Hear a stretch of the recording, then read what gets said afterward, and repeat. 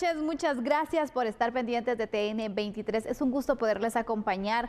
Hoy ha sido una jornada bastante intensa con información. Sin duda alguna, la Corte Suprema de Justicia ha acaparado también la atención con la renuncia de una magistrada. Ya estaremos analizando este tema y también hablaremos sobre acuerdos y cooperaciones entre Guatemala y El Salvador para poder de esta manera desarticular estructuras criminales.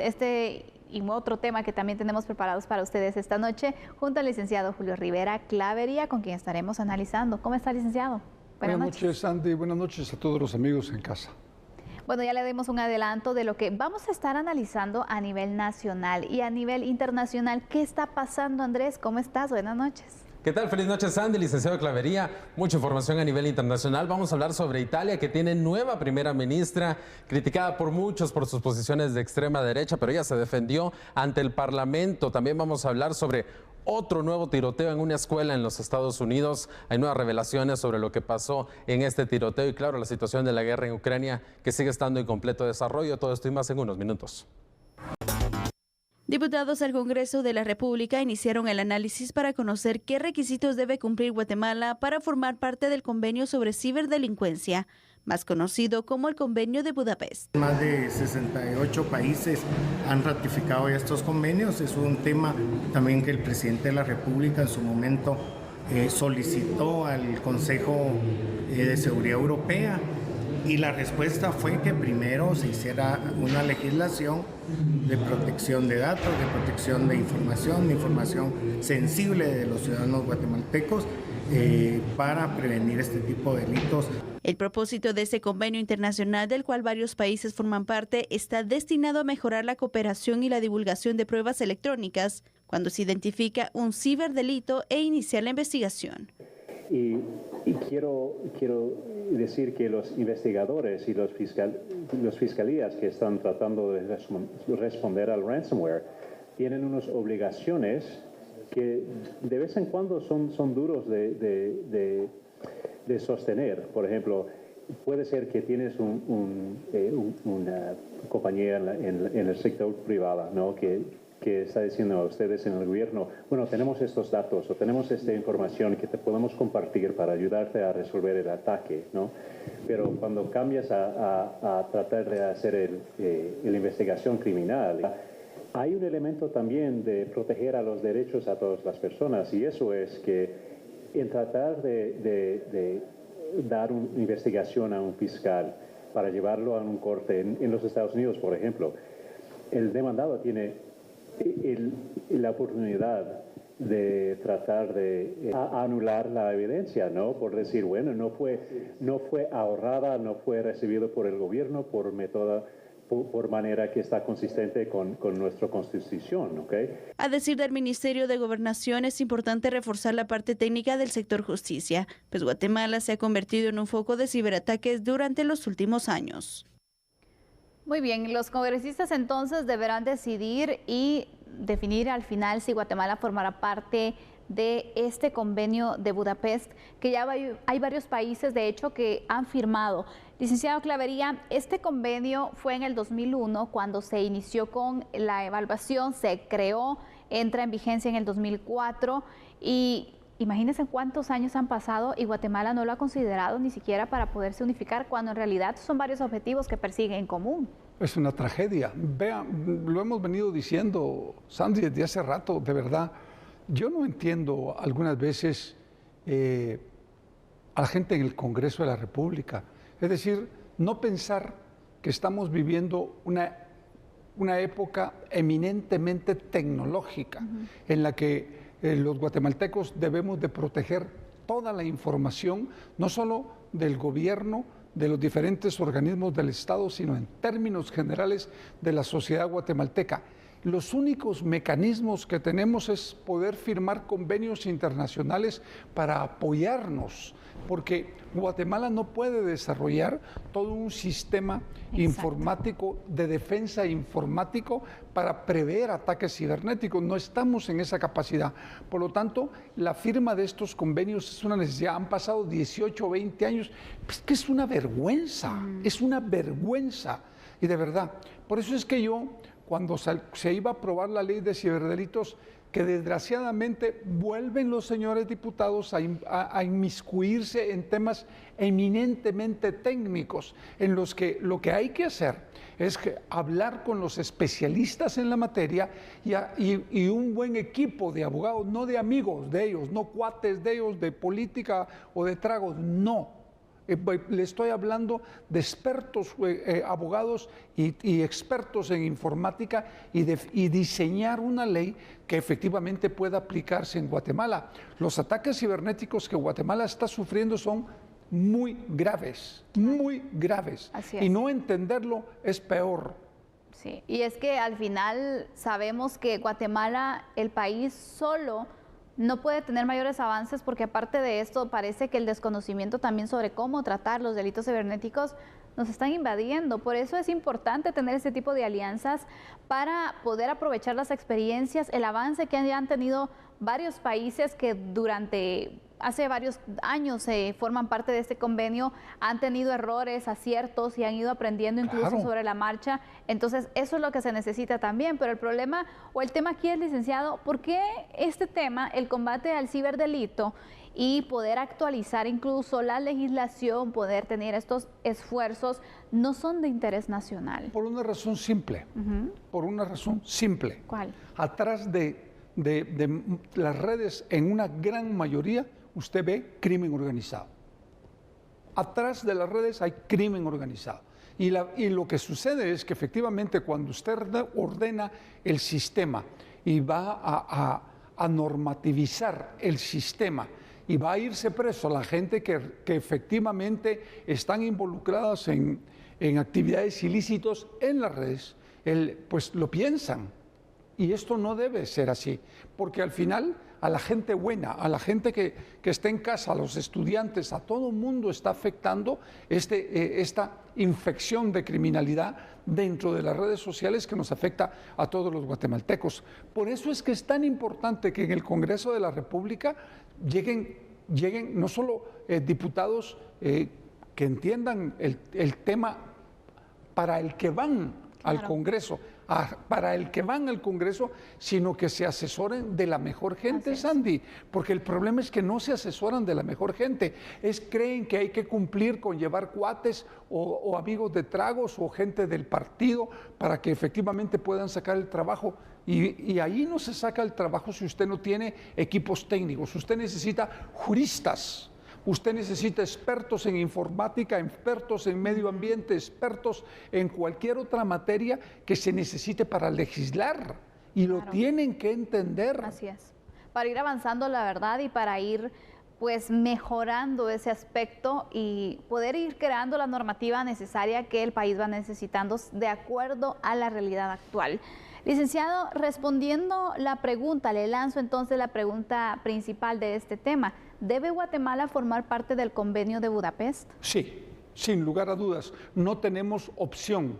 Más de 68 partidos forman parte del Convenio de Budapest. Y en ese convenio se definen las grandes estrategias del mundo de la ciberdelincuencia, cómo operar para defendernos y mantener nuestra información asegurada a todo nivel. Es la única forma. Guatemala no cuenta con recursos necesarios ni con la tecnología de punta, para asegurar toda la información que se maneja, no solo dentro del gobierno y de los otros organismos del Estado, sino en términos generales en la sociedad.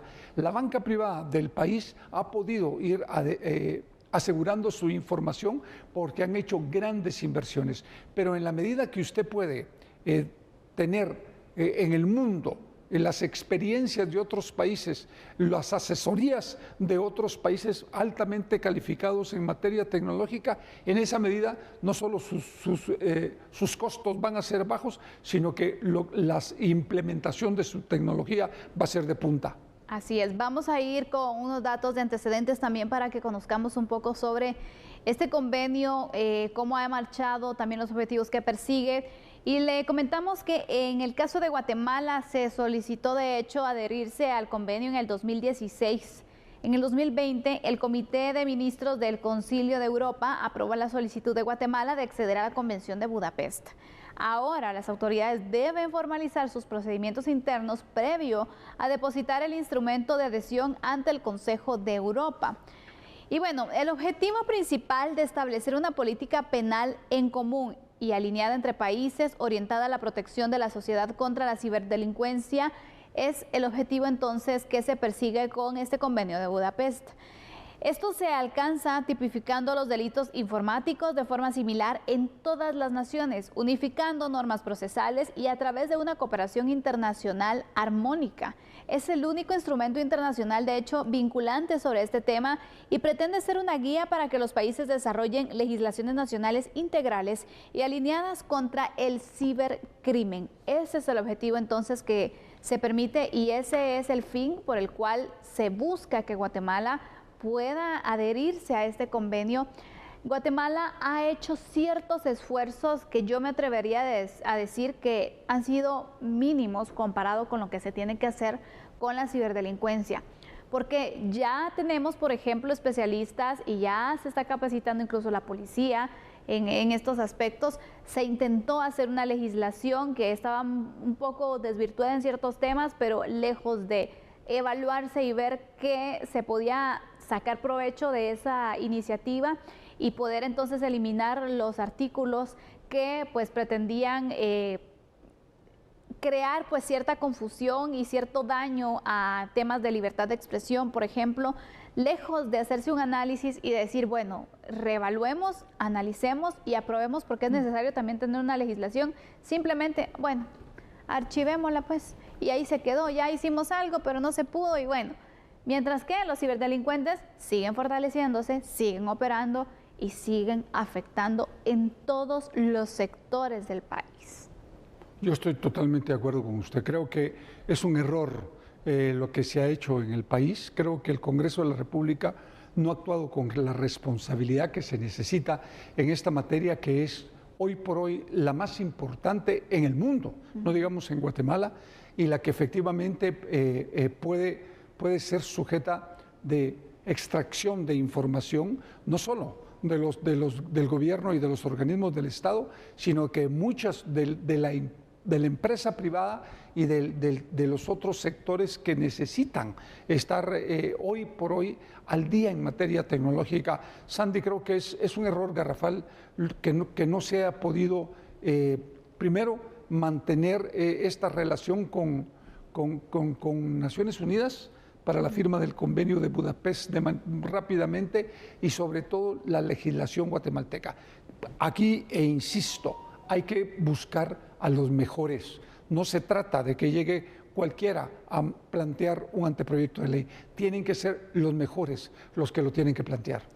Y es que esa es la ayuda que al final se tiene que buscar también, porque sabemos que los diputados no pueden tener conocimiento al respecto, pero no pueden alegar desconocimiento para poder legislar cuando sabemos que la principal función de ellos es eso, buscar entonces la actualización, ir pues avanzando también en temas que no están regulados en nuestro país y el ciberdelito es uno de ellos. Actualmente se cometen varios, de hecho. Muchos. Afectan a todos, de verdad. Entonces, ¿qué estamos esperando? Que cada vez estas estructuras se fortalezcan más para hacer algo. Creo que es momento de despertar y de tomar al final la acción y poder pues iniciar con un proceso de adhesión, un proceso de formulación de un proyecto de ley también que sea incluso socializado con los sectores que tienen relación y que tienen conocimiento al respecto para crear una ley que favorezca a todos los sectores y que proteja sobre todo a todos los ciudadanos. ¿Su conclusión, licenciado? Pues vea, yo quiero hacer un llamado al Congreso de la República para que efectivamente el convenio de Budapest sea firmado lo más pronto posible, pero que paralelamente se integre un equipo en ese Congreso de juristas y de expertos en materia de información para replantear la ley de ciberdelitos que es de urgencia nacional. El país no puede seguir en manos de criminales en las redes sociales y esa es una realidad que estamos viviendo los guatemaltecos. Hay múltiples delitos que se suceden todos los días y que no se les puede perseguir simple y sencillamente porque no existe una ley de ciberdelitos que nos proteja a los guatemaltecos.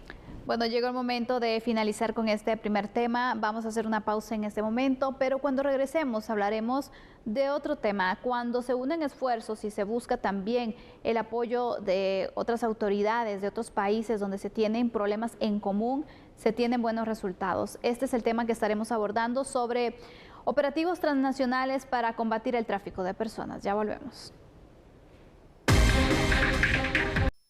Durante el operativo transnacional Hacienda Río, que logró la desarticulación de una estructura criminal dedicada al tráfico de personas, Nelly Morataya, fiscal contra delitos transnacionales del Ministerio Público, explicó que la investigación surgió de una denuncia de una agencia estadounidense adscrita a la Embajada de los Estados Unidos.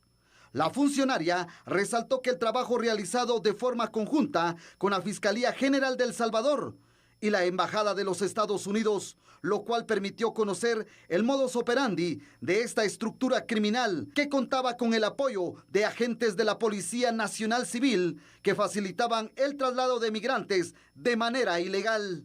Dichas personas son recibidas y posteriormente enviadas por medio de autobuses o vehículos particulares hacia distintos hoteles ubicados en la zona 9 y zona 1 de la ciudad de Guatemala. Principalmente uno de los hoteles que fue identificado como La Hacienda, el cual se encuentra ubicado en la zona 9. Luego de ser dirigidos a ese lugar, era un lugar que era específico para poder coordinar con los encargados del hotel denominado Hacienda, donde les proporcionaban el hospedaje y también la alimentación correspondiente para posteriormente coordinar el transporte no solo de manera local a lo interno del departamento, sino con destino a Huehuetenango, que es la frontera noroccidental.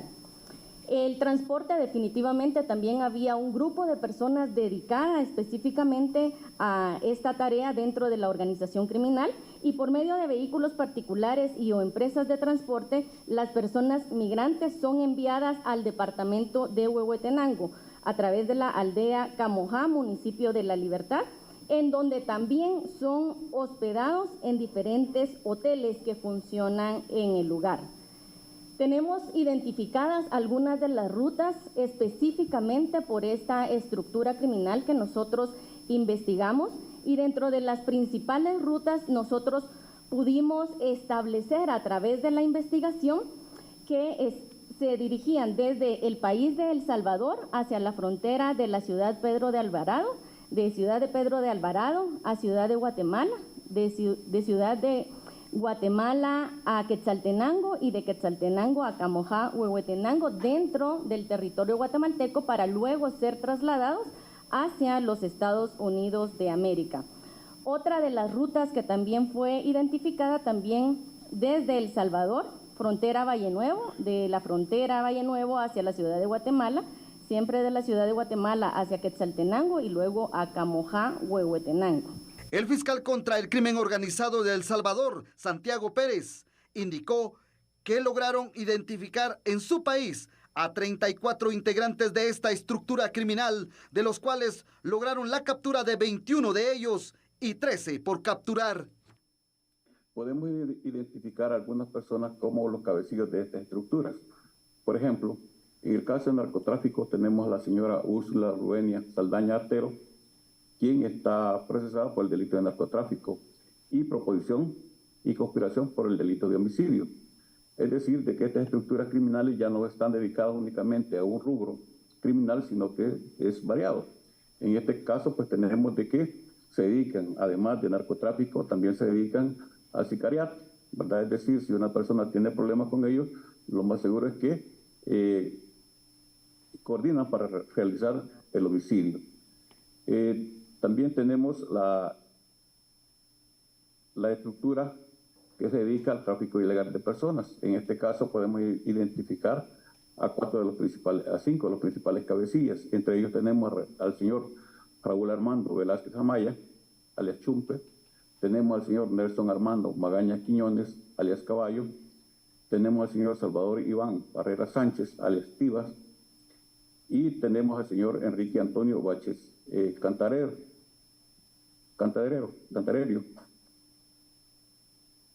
Y tenemos también al señor Johnny Baltasar Castro Linares, alias Licra. Hablamos entonces de la coordinación que se debe tener, el apoyo que se debe brindar también, unir esfuerzos para poder tener mejores resultados, y aquí vemos una muestra. ¿Cómo es posible de que con la unión de Guatemala, El Salvador, por ejemplo, se logre entonces tener esos resultados, varias capturas que pertenecen a esta misma estructura criminal dedicada a la trata de personas, licenciado Clavería? Y aquí vemos entonces una muestra de que si se unen los esfuerzos entre países, se pueden tener resultados más certeros. Pero la realidad es que los norteamericanos tienen un sistema de policial internacional muy consolidado y muy fuerte, con todo el equipamiento necesario, con toda la tecnología y con toda la logística. Y los recursos. Sí, y lo que hace que efectivamente ese trabajo de coordinación no sea solo más fácil, sino que efectivamente las investigaciones den resultados. Por eso es que ayer que hablábamos de este caso, yo le dije que ese era un caso en que ellos estaban involucrados. Porque uno lo sabe, solo ve el resultado del caso y ya sabe cuando ellos están involucrados. Entonces es muy importante esa coordinación, pero esa coordinación debe de fortalecerse mucho más. Hay que sumar otros países, que se hace de hecho: Colombia, México, Estados Unidos, Guatemala, El Salvador y Honduras. Porque digamos que en el tema centroamericano, los países que somos reconocidos en el mundo como el Triángulo Norte, Guatemala, El Salvador y Honduras, necesitamos ese soporte para poder controlar los altos niveles de criminalidad que se mueven en nuestros respectivos países, especialmente transnacionales. Porque qué bueno que fuera solo coyotaje, pero no, el coyotaje trae aparejado sicariato, trae aparejado trata de personas, trae aparejado secuestros, trae aparejado otro montón de hechos criminales que afectan a la sociedad, y especialmente cuando en el tráfico de migrantes estos quedan sujetos a estructuras criminales en otros países, Andy. Sí, la verdad es de que vemos los efectos y cómo esas estructuras también, de hecho, ya se han fortalecido porque operan de esa manera, transnacional. Sí. Entonces, lo hemos hablado y lo hemos criticado acá, en que, ¿por qué si los delincuentes, si estas estructuras están entonces tan bien coordinadas entre países, por qué las autoridades no podían hacer lo mismo para poder de esta manera entrar de una forma, combatir de una forma más fuerte y tener mayores resultados, tener resultados efectivos? Entonces, aquí es momento de que incluso estos esfuerzos, estas coordinaciones que se están teniendo puedan irse incrementando para continuar, porque no significa que se ha terminado aquí el tráfico de personas. Realmente el tráfico de personas es un delito que se ha expandido tanto, se ha fortalecido tanto y de verdad causa tantas secuelas para los países que es necesario continuar de esa forma frontal y unificar esfuerzos. Fuera de cámaras platicábamos con usted y nos platicábamos, y yo le decía que usted, por ejemplo, ve de los países que eran parte de la Unión Soviética, en la parte que hoy son países occidentales, hay trata de personas de esos países para Sudamérica y Centroamérica. De África, igualmente, tráfico de migrantes. De Asia, tráfico de migrantes. De la India, tráfico de migrantes. Entonces, la única conclusión a la que uno puede llegar es que todos están interconectados, son nodos, son como células que funcionan en diferentes países, y que es lo que la gente no logra entender. Creen que esto es únicamente local. Qué bueno, esto es mundial. Sí. Y así el trasiego del armamento, así el lavado de dinero, así otros narcotráfico y otro montón de delitos que se producen en el mundo. ¿Se recuerda usted que hace algunos años se robaban un vehículo en Guatemala X de 4x4 que son importantes para para los trabajos en fincas, se vendían en África.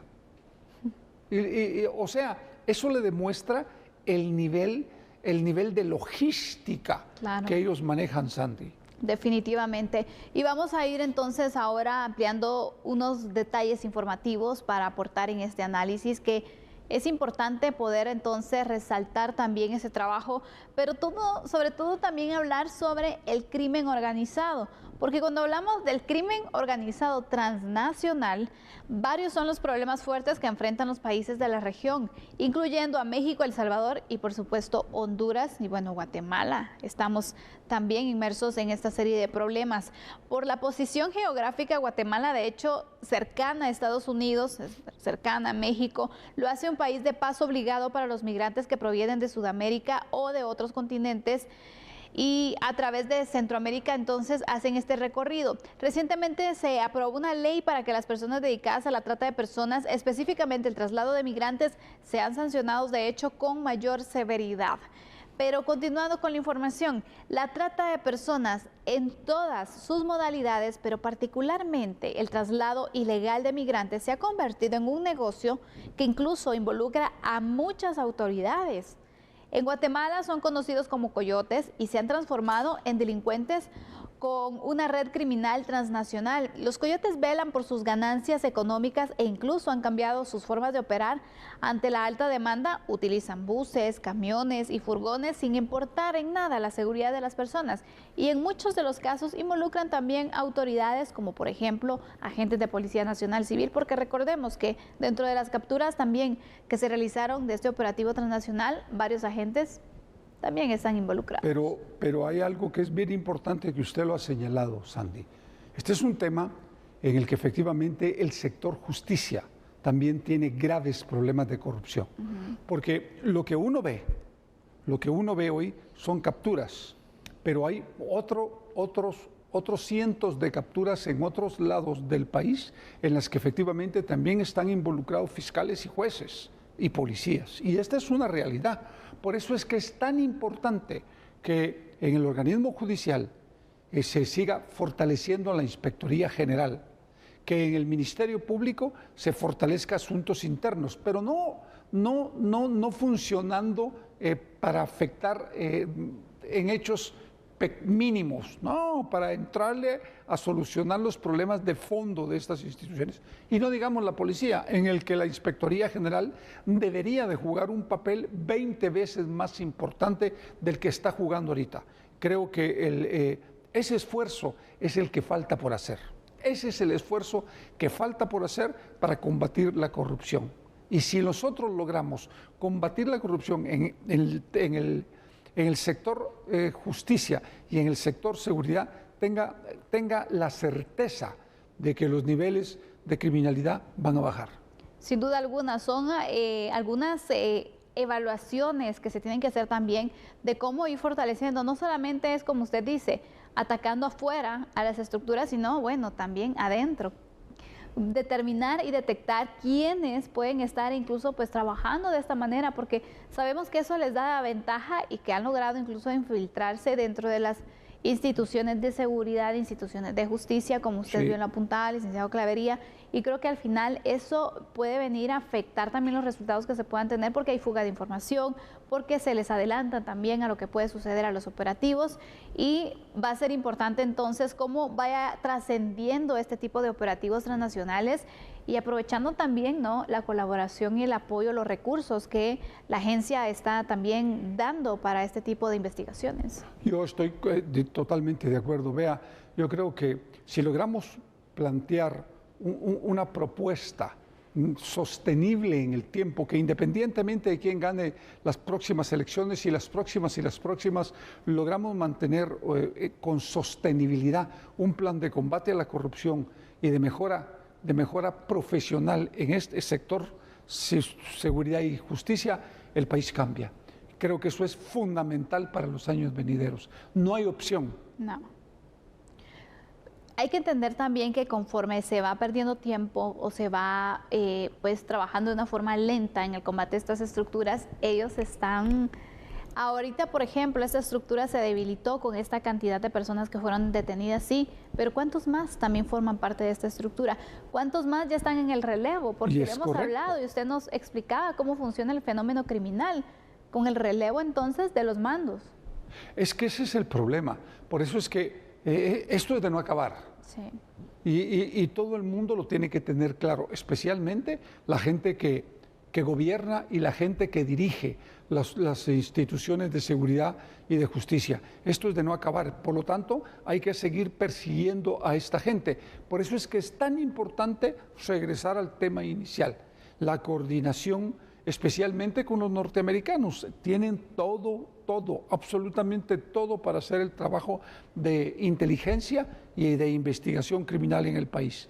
Pero hay que involucrar Colombia y hay que involucrar México fuertemente, porque al final ellos son los que nos pueden dar todo el soporte en materia de inteligencia y en materia de investigación criminal para poder desarticular estas bandas que operan de manera transnacional, Sandy. Así es que ya le hemos compartido detalles entonces sobre esta operación transnacional para desarticular estructuras que se dedican a la trata de personas. Ha sido un operativo en conjunto que se ha tenido con el apoyo también de las investigaciones de Estados Unidos para tener esos resultados que ya ha visto usted. Varias detenciones, más de 20 se registraron, dentro de ellos algunos agentes de Policía Nacional Civil también. Y bueno, en El Salvador, en Honduras también se hicieron detenciones. Vamos a ir a una pausa en ese momento, pero cuando regresemos, nuestro tercer análisis se trata sobre la renuncia de una magistrada de la Corte Suprema de Justicia. ¿Por qué renunció y qué pasará ahora? Analicémoslo enseguida.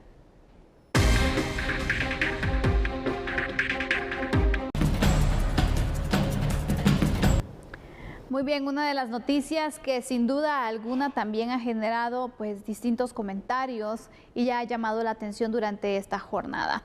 La renuncia de la magistrada María Eugenia Morales. Y vamos a ir de lleno con una información para poder ampliar entonces más sobre ella y que también conozcamos cuáles fueron los motivos que se dan sobre esta renuncia que realiza y que trasciende durante este día. Porque ha sido la magistrada María Eugenia Morales, vocal de la Corte Suprema de Justicia y también presidenta de la Cámara Civil, que presentó su renuncia tras 8 años en el cargo. Recordemos que en la Corte Suprema de Justicia se ha dado la situación de que no ha existido un relevo de cortes por situaciones al final legales que han estado ahí pues involucradas, ¿no? Un amparo que se otorgó durante unos años que evitó que se hiciera el proceso como normalmente lo manda la ley para poder elegir a los magistrados a la nueva Corte Suprema de Justicia y Salas de Apelaciones, donde se obligaba a los diputados que uno por uno fuera razonando, indicando entonces por quién votaban, y esto al final fue complicando y bueno, una serie de aspectos también que han venido a desencadenar que no se dé este cambio de las Cortes, licenciado Clavería. Pues vean, la verdad es que lo que mal empieza, mal termina. Usted no puede resolver legalmente a su antojo. Tiene que hacerlo conforme la ley. Por lo tanto, el resultado es este. Y era predecible.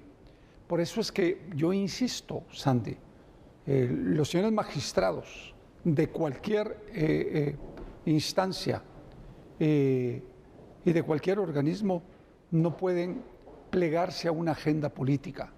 Tienen que actuar conforme derecho y conforme lo estipula la Constitución.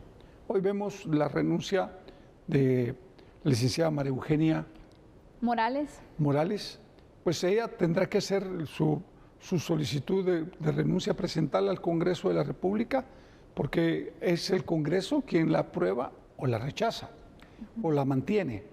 Por lo tanto, primero hay que esperar a ver cuál es la resolución que va a adoptar el Congreso de la República, porque tendrían que llegar ellos a una votación sobre los restantes 13 magistrados que quedaron en aquella lista, para sacar de ahí uno que efectivamente pueda suplirla a ella. Ese sería uno de los mecanismos.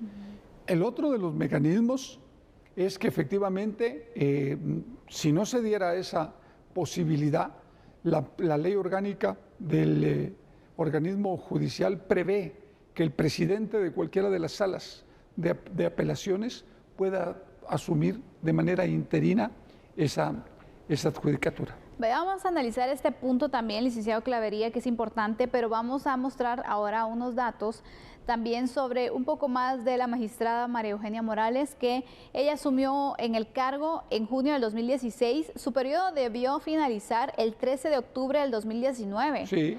Pero el Congreso no ha electo a las nuevas Cortes, repito, por lo que sigue en el cargo. El Congreso deberá decidir entonces, recalcando lo que ya indicaba el licenciado Clavería, si rechaza o acepta la renuncia, y de aceptarla se elegiría a un suplente. No se han renovado, según mandato constitucional, las Cortes de Apelaciones y la Corte Suprema de Justicia. Por mandato constitucional, en estos momentos ya tendrían que haber tomado posesión otros magistrados, sin embargo, eso no ha ocurrido. Es necesario también tomar en cuenta que en el centro del problema se encuentra en la cuestionada resolución de la Corte de Constitucionalidad pasada. Es decir, los magistrados se encuentran pues atados porque tienen que continuar.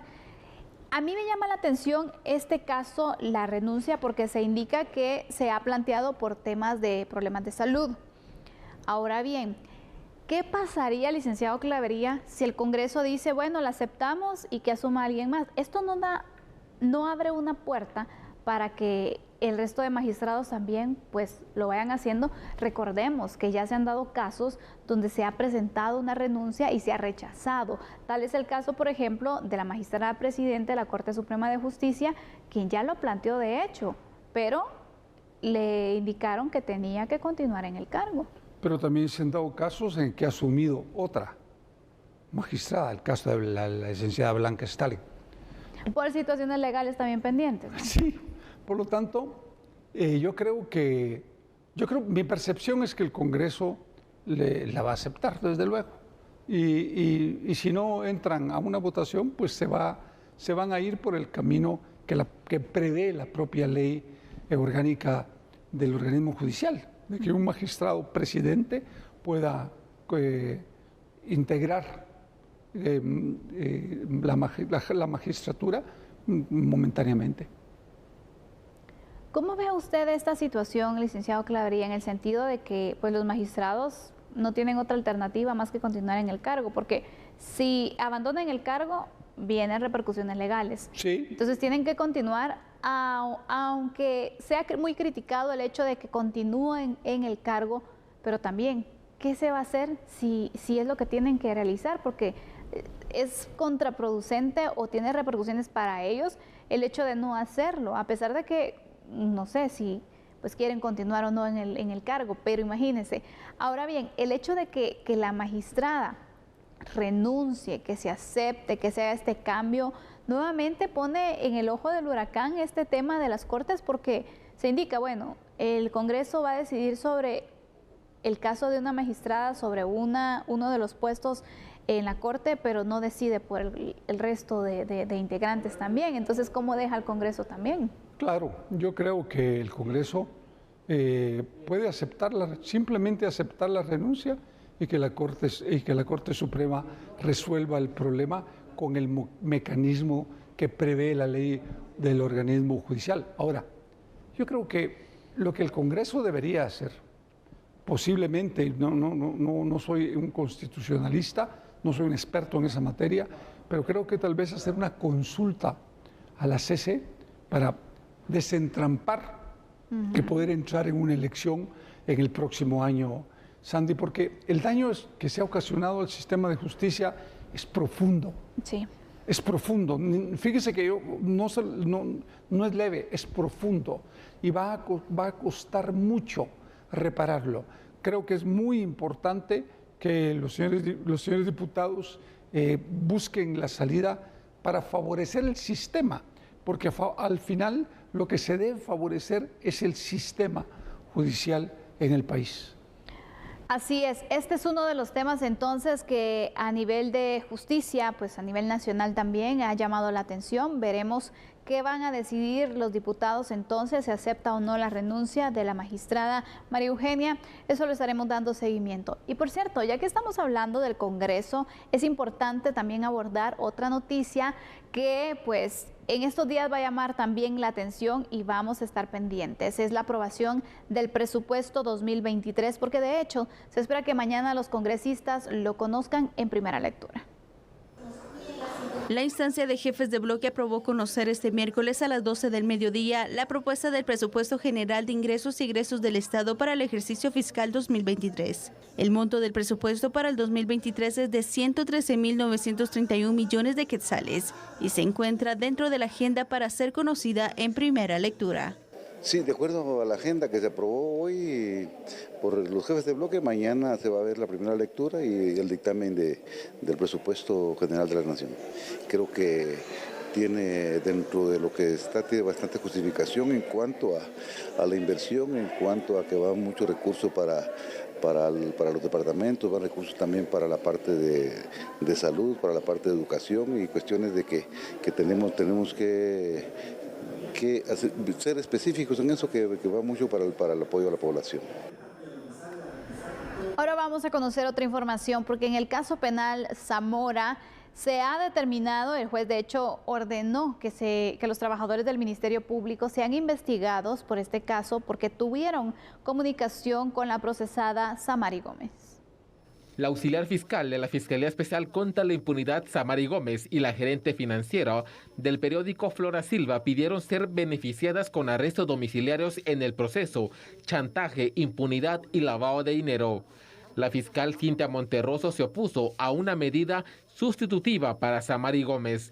Dijo que cuando llegó al Ministerio Público para recibir sus objetos personales, platicó y almorzó con trabajadores de la Fiscalía Especial contra la Impunidad.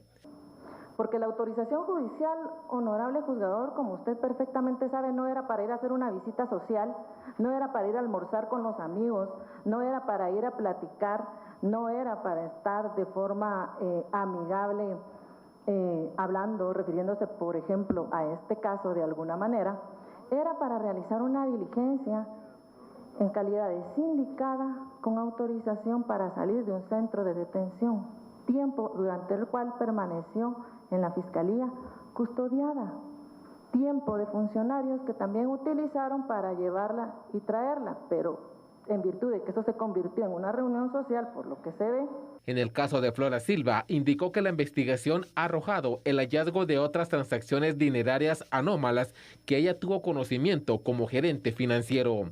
El juez Freddy Orellana confirmó que Gómez y Silva continúen en prisión preventiva, rechazó el otorgamiento de arrestos domiciliarios y le ordenó al Ministerio Público que en un plazo de 45 días informe quiénes se reunieron con la procesada Samari Gómez.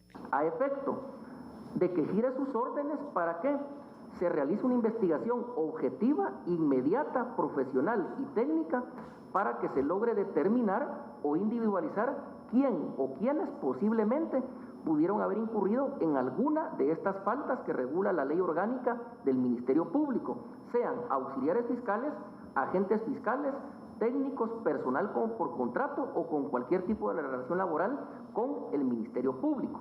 El 8 de diciembre de este año se discutirá si las procesadas y el empresario y director del periódico, José Rubén Zamora, podrían enfrentar un juicio en el caso chantaje, impunidad y lavado de dinero. Llega el momento de despedir al licenciado Julio Rivera Clavería. Licenciado, que descanse. Mañana continuamos con el análisis. Buenas noches, Sandy. Buenas noches a todos los amigos en casa. Y nosotros al regresar, Andrés Estrada está listo para informarnos de lo que pasa en el mundo. Ya volvemos.